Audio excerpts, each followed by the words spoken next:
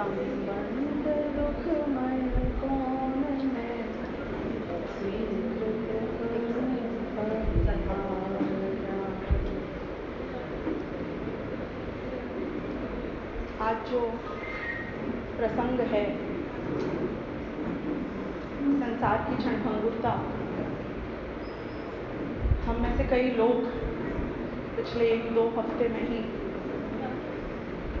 जिससे बात कर रहे थे, जिससे हंस बोल रहे थे, अचानक ही अप्रत्याशित रूप से हमें पता चलता है कि वो अब हमारे बीच में नहीं है।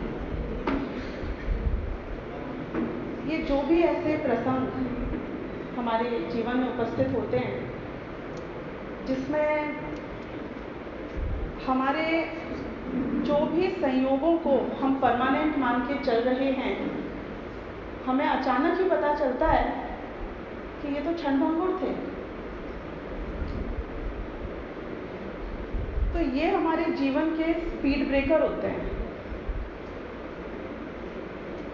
हमारी जो ये भौतिकता की, भोगों की, इच्छाओं की पूर्ति की, चकाचौंध की जो अंधी दौड़ है, जिसमें हम हर अनित्य वस्तु को नित्य मानकर जीते हैं, इसमें जब ऐसा कोई प्रसंग उपस्थित होता है कि किसी जीव का देह परिवर्तन होता है, तब हमें ख्याल आता है कि ये तो अनित्य था, जिसको मैं नित्य माने बैठा था, ये तो अनित्य था। हमारे साथ 2 बहुत बड़े धोखे हो रहे हैं,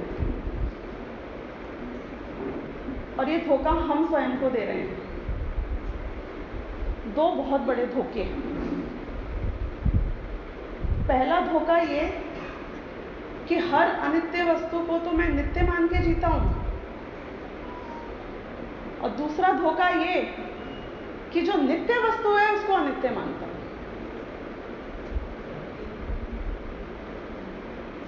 यानी कि जीवन के बारे में एक बार स्वयं अपनी आंख बंद के अगर हम विचार करें, सोचना कि हम प्लानिंग करते हैं तो क्या मान के प्लानिंग करते हैं,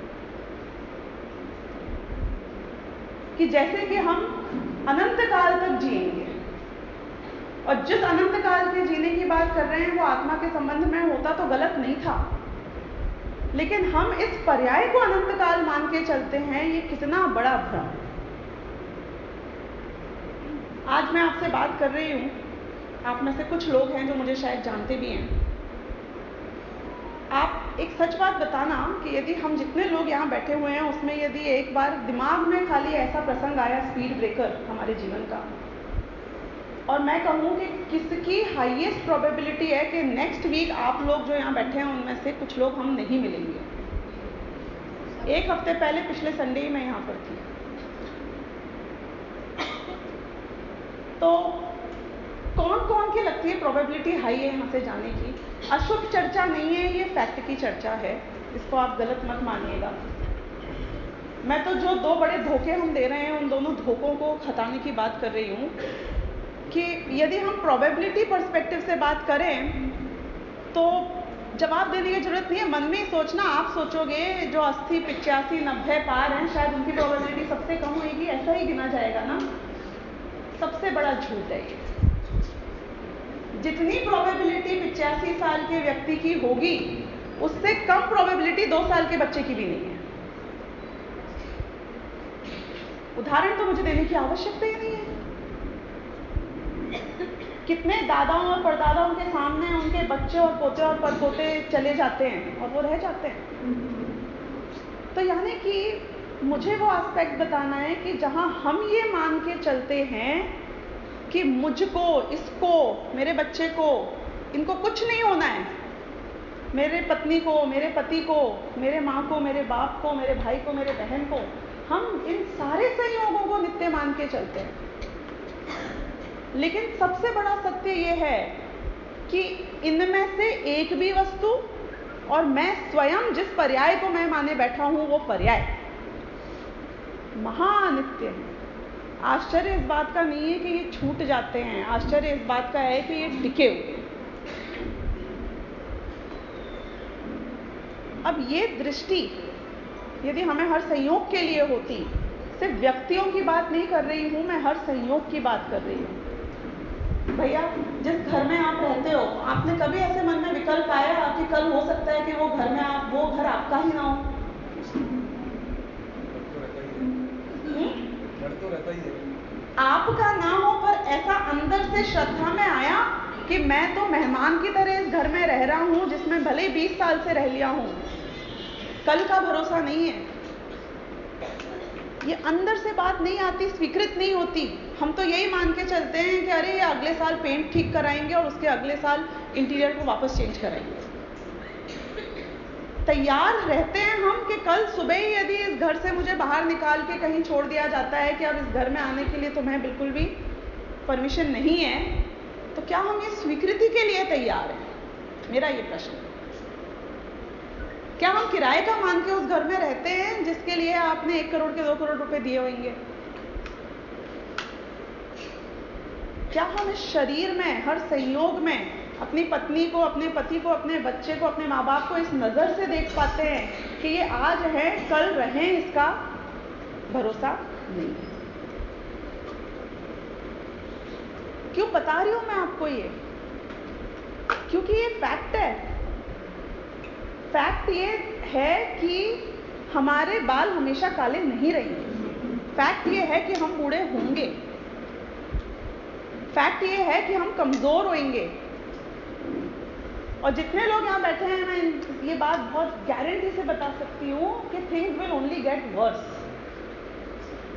अगर आप शरीर के संयोग की बात कर रहे हो, इसमें हेल्थ की बात कर रहे हो, इसके समय की बात कर रहे हो, things will only get worse, यानी कि इससे बुरा ही और होना है, इससे बेहतर नहीं होना है। स्टेमिना हमारा बेटर नहीं होना है, हेल्थ हमारी बेटर नहीं होनी है। अभी खराब है तो इससे और खराब होनी है, इससे बेटर नहीं।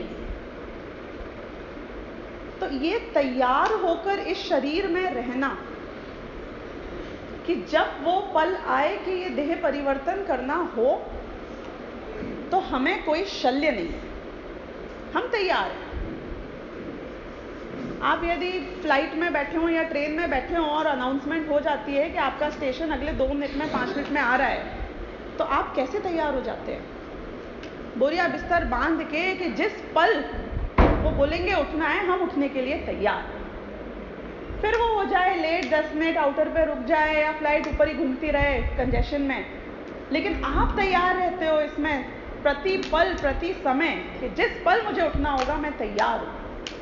ऐसा हर संयोगों के बीच में रहना कि हम इसे छोड़ने के लिए तैयार हैं, ये इस बात की अपनी श्रद्धान में पक्की मान्यता होगी कि मैं इसकी अनित्यता को स्वीकार करता हूं। हर वस्तु अनित्य है, हर वस्तु। जो पुण्य के भरोसे बैठे हैं, कई लोग अपने पुण्य पे भी बहुत भरोसा करते हैं कि नहीं नहीं उसके साथ होएगा, इसको कैंसर हुआ, उसको टीबी हुआ, मुझे कुछ नहीं हो सकता है।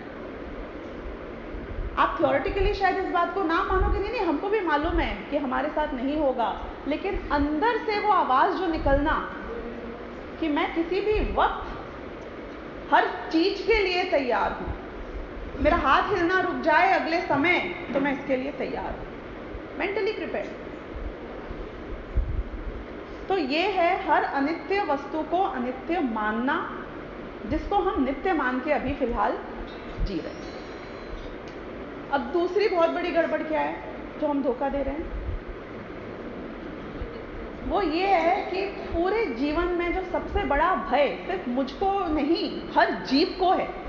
एक चींटी को, एक हाथी को, एक घोड़े को, एक कुत्ते को, एक बिल्ली को, और हम में से सबको, एक महीने के बच्चे को, एक 6 महीने के बच्चे को, सबको एक भय जो है वो ये है कि मेरा नाश ना हो जाए। मृत्यु का भय सबसे बड़ा भय है। इस मामले में भी एक बार कल्पना करना, अब जो एवरेज एज देख रही हूँ वो गेमिंग वाली तो दिख नहीं रही है, नहीं तो मैं शायद उसके भी उदाहरण दे पाती आपको, लेकिन एक बार कल्पना करना कि यदि हमको इस बात का अंदर से भरोसा हो गया होता, जैसे कि बच्चे गेम खेलते हैं उसमें होता है कि ये गेम में हार जाऊंगा, गेम में मर जाऊंगा, ये पर्टिकुलर गेम खत्म शायद हो जाएगा, लेकिन गेम कभी खत्म नहीं होता, क्योंकि फिर आप न्यू दबाते हो और फिर एक नया गेम शुरू हो जाता है। तो गेम खत्म होता है कि गेम खत्म नहीं होता है? कि स्पेसिफिक गेम कदाचित खत्म हो जाता होगा, उसमें 3 लाइफ मिली है तो 3 लाइफ खत्म हो जाती होंगी, लेकिन हमें किसी को, जीव को ये भय नहीं है कि इस गेम के साथ मेरे अस्तित्व का नाश हो जाएगा, क्योंकि हमें पता है कि यार इसमें हार रहे हैं, वापस न्यू दबा दो, रिफ्रेश कर दो इसको, फिर नया गेम शुरू हो जाएगा। इस मान्यता के साथ गेम खेलते हो तो गेम में हारते हो तो भी गेम को एंजॉय करते हो। इस मान्यता के साथ में 3 लाइफ देनी पड़ जाती है एक गेम में, तो भी वो 3 लाइफ वापस देने के लिए, अगले गेम को खेलने के लिए हम तैयार हो जाते हैं। वहां लाइफ नहीं है, और उस लाइफ में और इस लाइफ में फर्क क्या है? मुझे नहीं पता पीछे कितने लोग मेरी बात से कनेक्ट कर पा रहे हैं। तो मेरा ये कहना है कि गेम की लाइफ में और हमारे इस शरीर में रहने वाला जो ये आत्मा है, इसकी इस लाइफ में फर्क क्या है, मुझे ये जानना है। कि गेम तो वहां भी खत्म नहीं होता है और गेम तो यहां भी खत्म नहीं होता है। देह परिवर्तन तो वहां भी होता है और देह परिवर्तन तो यहां भी हो रहा है। आप लोगों में से कुछ लोगों ने यदि कभी झांक लेना अपने बच्चों के मोबाइल में, तो देखा होगा कि उसमें आप अपना अवतार भी चूज कर सकते हो। मतलब आप डिसाइड कर सकते हो कि किस प्रकार के आंख, नाक, कान, बाल, कपड़े, जूते, यानी कि आप अपने अवतार को उतना कस्टमाइज करने की कोशिश करते हो जितना कि आपकी पर्सनैलिटी से मैच करे, और फिर वो अवतार लेके आप किसके लिए तैयार रहते हो प्रतिपल उस गेम में? उस गेम में लाइफ देने के लिए तैयार रहते हो। गेम खेलने जाते हो तो प्रति क्षण ये हमारे अंतरंग में मान्यता पक्की रहती है कि ये गेम खेलूंगा तो मैं मरूंगा जरूर। कोई अमर नहीं होता गेम में। ऐसा कौन सा गेम है जिसमें अवतार कभी डाई नहीं करता है? और एक सच बात बताना, उस गेम में यदि कोई चैलेंजेस नहीं होते तो क्या आप उस गेम को खेलने भी जाते? क्या फर्क है उस गेम में और इस गेम में? मेरा प्रश्न ये है। गेम तो यहां भी चलता रहता है। हमारा गेम चाहे इस शरीर में हो, किसी अवतार में हो, कितने ही काल तक हो, इंपॉर्टेंट जानना यह है कि ये गेम कभी खत्म नहीं होगा। तो जरूरी क्या है? ये भी मैंने जान लिया कि हर वस्तु को जिसको मैं नित्य मान के जीता हूं, इसमें से हर वस्तु को तो मुझे अनित्य मानना है। ये बात मैंने जान ली कि हर वस्तु को जिसको मैं अनित्य मान के जीता हूं, उसको मुझे नित्य मानना है। अब इन दोनों को, नित्य और अनित्य को जान के करना क्या है? हमारा एक्शन क्या होना चाहिए आज के काल में, ये समझने के बाद कि वो ये कहते हैं कि भेद विज्ञानतः सिद्धा सिद्धा ये किल केचनः तस्य एव अभावतः बद्धा बद्धा ये किल केचन। कुछ लोगों ने तो 10th तक संस्कृत पढ़ी होगी, मुझे ऐसा अंदाजा लग रहा है। यानी कि भेद विज्ञान एकमात्र ये उपाय है जिससे जितने भी जीव आज तक सिद्ध भगवान बने हैं वो सिद्ध बन पाए हैं, और उसके ही अभाव से जितने भी जीव बंधे हुए हैं वो बंधे हुए हैं। यानी ये जो नित्यता और अनित्यता का भेद बताया ना मैंने, ये प्रति क्षण हमारी मान्यता में एक ज्योति की तरह जगना चाहिए कि इसमें से कौन से पार्ट अनित्य है, कौन सा पार्ट नित्य है, और अनित्यता में क्यों अपना इसलिए विकल्प और आकुलता नहीं करना, और नित्यता में विकल्प और आकुलता की गुंजाइश है। ये भेद विज्ञान स्थापित करना, ये हमारे इस जीवन का लक्ष्य होना चाहिए। संसार का बढ़ना अरे, संसार का बढ़ना अरे, जोर से बोलिए। नरदेह की यह हार है। मैंने जो ये जीवन पाया, समझो मेरे देह परिवर्तनों की श्रृंखलाओं में जो मैं इस पर्टिकुलर पर्याय में आया, तो क्या ये हम हॉबी टाइम पास के लिए यहाँ पे आ गए हैं, या यहाँ आना हमारा कोई एक पर्टिकुलर मिशन के लिए, लक्ष्य के लिए? लक्ष्य अगर है तो वो लक्ष्य का स्वरूप बताना मुझे, वो प्राप्त कैसे होगा? रोज सुबह मंदिर जो चले गए, मैं तो खैर उनकी बात कर रही हूँ, बहुत तो वो भी नहीं करते। रोज सुबह मंदिर जाने में लक्ष्य की प्राप्ति है। व्रत नियम संयम पालन करना, इस सब में लक्ष्य की प्राप्ति है कि इन सब में से किसी बात का निषेध नहीं है, लेकिन ये एक फॉर्मेलिटी की तरह यदि किया जाए तो ये कोई लाभ हमें देने वाले नहीं है। टारगेट ओरिएंटेड होना, दृष्टि में लक्ष्य के लिए फोकस निरंतर होना, ये बहुत जरूरी है। ये एक मिशन है, ये एक कार्य है। मुझे जो ये बॉडी मिली है, इसमें मैं कुछ अचीव करने के लिए आया हूं, और वो अचीवमेंट कर लूं तो उसके बाद में ये शरीर किसी वक्त मेरा साथ छोड़ दे तो मेरा मिशन फिर भी सक्सेसफुल है। कि बहुत सारे लोग मिशन में फेल होके भी निकल जाते हैं, निकल जाते होंगे, लेकिन वो विचारों को देख के हमें विचारा बनना जरूरी नहीं। प्रॉब्लम ये हो जाती है हमारे साथ कि हम हॉबी बना लेते हैं इसको, धर्म को, शुभ परिणाम को, स्वाध्याय को, मंदिर को, समाज को, जो भी क्रियाकलाप हम धर्म या अच्छी वस्तु से संबंधित मानते हैं, इन सबको हम हॉबी की तरह करते हैं, एक मिशन की तरह, एक टारगेट लेके दिमाग में फोकस और दृष्टि में सूक्ष्मता लेकर नहीं करते। एक विचार करना कि आपने कहा मैंने 2 घंटे स्वाध्याय किया और मैंने आपसे पूछा कि और क्या मिला, क्या मिला आज आपको? प्रवचन गए थे, क्या मिला? तो आपका जवाब क्या होगा? वो मिश्री की एक थैली दी थी और थोड़े से काजू थे, जब लौट रहे थे तो रास्ते में। कभी आपने सच्ची में सोचा कि हर पल एक प्रवचन सुना, एक शास्त्र का स्वाध्याय किया, एक भजन सुना, एक 12 भावना पढ़ी, मिला क्या आपको? कुछ मिला या कुछ नहीं मिला? अगर नहीं मिला तो आपके एफर्ट वेस्टेड थे, व्यर्थ थे। आपने हॉबी शायद पूरी की होगी, टाइम पास जरूर किया होगा, हो सकता है कि एक बुरे की जगह अच्छे प्रकार के कार्य में किया होगा, लेकिन पर्सनली आपको अचीवमेंट कुछ इसका मिला नहीं। तो हमारे जीवन का लक्ष्य निर्धारित होना बहुत जरूरी है, और वो लक्ष्य यदि आप मुझसे, क्योंकि हमारे पास समय बहुत सीमित है, तो मैं एकदम छोटी सी गोली में ये बात बता रही हूं कि वो लक्ष्य भेद विज्ञान की पूर्ति है। यानी कि हमारे भेद विज्ञान इतनी जल्दी होगा नहीं, चिंता मत करना। क्यों? क्योंकि पत्थर हैं हम, और स्वाध्याय पानी है।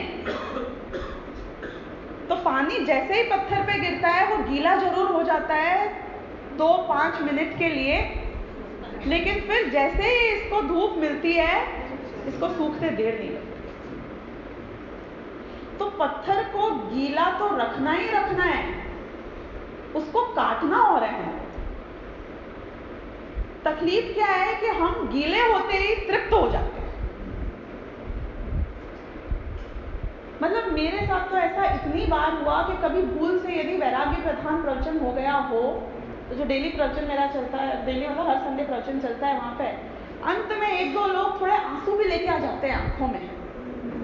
हमें ऐसा लगता है बहुत गलत हो रहा है, हम कितना गलत कर रहे हैं, पर ये आंसू लक्ष्य नहीं थे। आप गीले हो गए और आप तृप्त हो गए।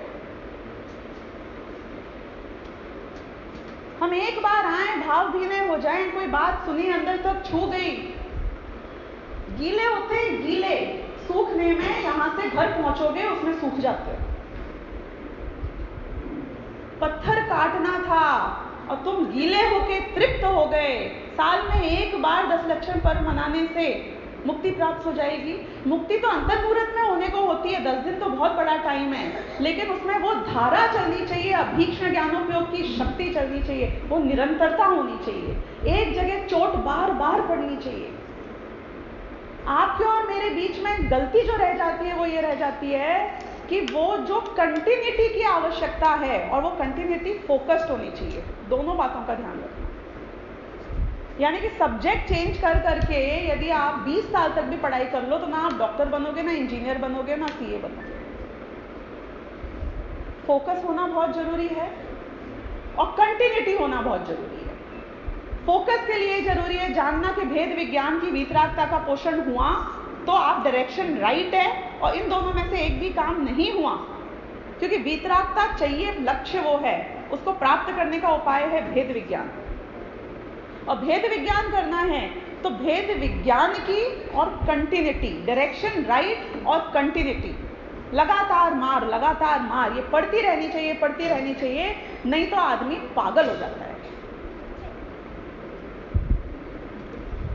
मैं आपको इसका यदि एक छोटा सा उदाहरण दूं, जैसा भेद विज्ञान अमिताभ बच्चन को होता है ना, वैसा भेद विज्ञान को होना चाहिए। अमिताभ बच्चन को निरंतर ये भेद विज्ञान वर्तता है कि वो अमिताभ बच्चन है, वो कुली नहीं है, वो विजय नहीं है, वो डॉन नहीं है। वो जो भी रोल देता है, एक्ट करता है, उसमें से जिस क्षण वो फटी हुई चप्पल पहनता है, जिस क्षण वो किसी से लात घूंसे खाता है, जिस क्षण वो सिर के ऊपर वजन रखता है और कुली बनता है, उस क्षण में भी उसके अंतरंग से एक समय के लिए ये मान्यता नहीं टूटती है कि मैं ये गरीब कुली नहीं हूं जो लोगों की लात खाऊं और वजन उठाऊं, मैं अमिताभ बच्चन। सच बताना कि वो रोल प्ले करने से पहले अमिताभ बच्चन को कोई प्रॉब्लम होती है क्या? मैं बहुत एक गहरी बात बताने जा रही हूँ, आप इसमें सूक्ष्मतापूर्वक सुनिएगा, सिर्फ उदाहरण के लिए उदाहरण नहीं है कि वो अमिताभ बच्चन को यदि हम मान्यता की बात करें और उसको कोई डायरेक्टर प्रोड्यूसर जाके बोलते हैं कि तुमको एक गरीब कुली बनना है जो वजन उठाएगा और 4 घूंसे लात खाएगा, उसको ये रोल प्ले करने में कोई ऑब्जेक्शन होता है क्या कभी? सिर्फ वो करोड़पतियों के या बड़े बड़े पैसे वालों की रोल अदा करता है कि he is prepared for everything, और वो उसको एंजॉय करता है कि नहीं करता है। इनफैक्ट वो बोलता है कि मुझे रियल सेटिस्फैक्शन तो इस रोल में मिला, क्योंकि उससे ये भेद विज्ञान वर्त रहा है कि मेरा अस्तित्व उस पर्याय मात्र नहीं है, उसमें भी मेरे अखंड स्वभाव को एक भी आंच नहीं आई एक क्षण के लिए भी। जिस दिन भेद विज्ञान के कारण हमारे नित्य अस्तित्व का इतना स्ट्रॉन्ग इंटरनल श्रद्धान होगा तो शरीर में लकवा मार जाए, शरीर गरीब हो जाए, बीमार पड़ जाए, हाथ उठाते ना बने, बीमार हो, गरीब हो, क्या फर्क पड़ेगा? अमिताभ बच्चन कुली बन गया तो अमिताभ बच्चन कुली नहीं बन गया। मैं बूढ़ा हो गया तो मैं बूढ़ा नहीं हुआ, मैं बीमार हुआ तो मैं बीमार नहीं हुआ, मैं गरीब हुआ तो मैं गरीब नहीं हुआ। ऐसा कोई संयोग नहीं है, ऐसा कोई रोल नहीं है जो अमिताभ बच्चन के अस्तित्व को रंच मात्र भी आंच ला सकता हो। ऐसी कोई पर्याय नहीं है जो मेरे अनादि त्रिकाली स्वभाव में रंच मात्र भी एक आंच ला सकता। Why Amitabh Bachchan is enjoying everything? आपको कुली बनना पड़ जाए, आप एंजॉय नहीं करेंगे। Why Amitabh Bachchan is enjoying it? क्योंकि उसके भेद विज्ञान है।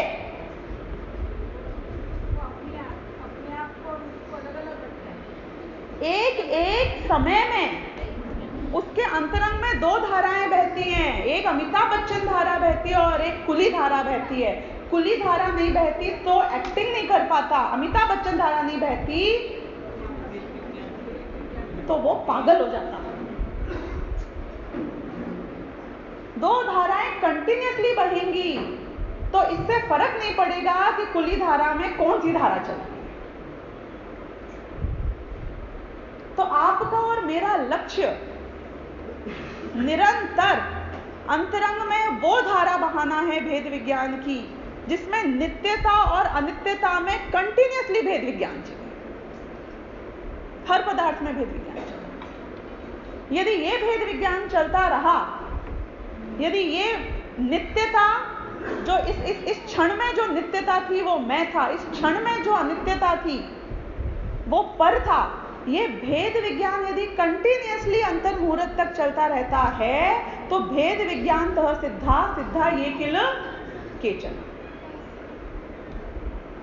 इतना सा गैप है। ये धारा की स्ट्रेंथ आपको नहीं पता है।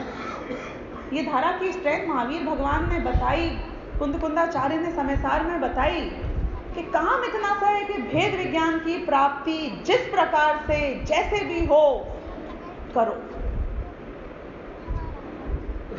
सिर्फ गेम कौन सा खेल रहे हो इससे फर्क नहीं पड़ेगा, रोल कौन सा अपना रहे हो इससे फर्क नहीं पड़ेगा, शरीर कैसा है, वो पर्याय कैसी है, वो संयोग कैसा है, इस सबसे फर्क नहीं पड़ेगा, क्योंकि हमारा गेम बहुत बड़ा है।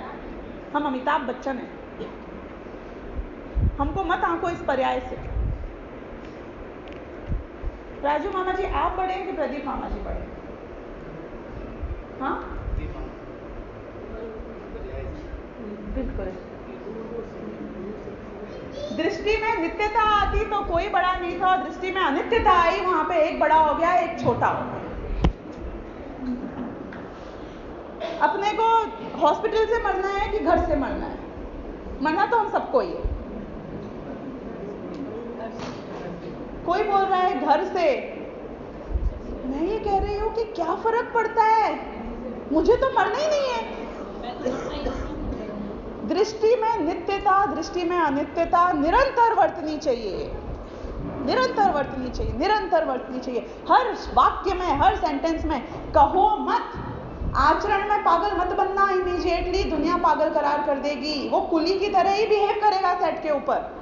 एक क्षण के लिए अमिताभ बच्चन बना तो उसको अगले दिन से रोल मिलना बंद हो जाएंगे। तो हमारी भूमिका की बात कर रही हूं, हमारी भूमिका की। आचरण में पागल दिखने की आवश्यकता नहीं है, लेकिन अंतरंग में निरंतर उस भाव को भाने की आवश्यकता है। एक क्षण के लिए उस भाव को नहीं छोड़ना है। अब मेरा प्रश्न आपसे ये है कि यदि मैंने जो पहला पॉइंट कहा था आपसे कि इस जीवन का हमारा लक्ष्य अगर मिशन है, कोई गोल है, वो कुछ होना चाहिए, और वो उसको मैं इस बात से कनेक्ट करूं कि निरंतर भेद विज्ञान की धारा चलनी चाहिए, तो हमारा इन दोनों डॉट्स को जोड़कर ये बिल्कुल स्पष्ट मान्यता बननी चाहिए कि इस जीवन में यदि ये हमारे एटीट्यूड में आ गया कि निरंतर भेद विज्ञान की धारा कॉन्शियस माइंड में नहीं, सबकॉन्शियस में भी चलनी शुरू हो जाती है, तो आप समझो कि हमारा जीवन सफल है। अब कोई डर नहीं है। अब गेम में जो पर्याय, जो अवतार, जो जैसा लाना है ले आना, हम तैयार हैं। हमें जो करना था वो हमने कर लिया। हम तो क्या है, यहाँ से निकलेंगे, ये शरीर छूटेगा। आपको सेकंड्स में तो बोल नहीं सकती हूँ क्योंकि समयों की कहानी है, लेकिन फिर भी एक 10 मिनट बाद आपको पता चलेगा कि हर कुछ नया है। फ्रेश बॉडी, सब कुछ फ्रेश संयोग, all new, refresh, game restarted, सब कुछ नया, सब कुछ फ्रेश। क्या फर्क पड़ेगा आपको? यहाँ लोग रोते रह जाएंगे, यहाँ लोग जिंदगी भर याद करते रहें, बिलखते रहें, वो उनकी मर्जी, उनको जो करना हो।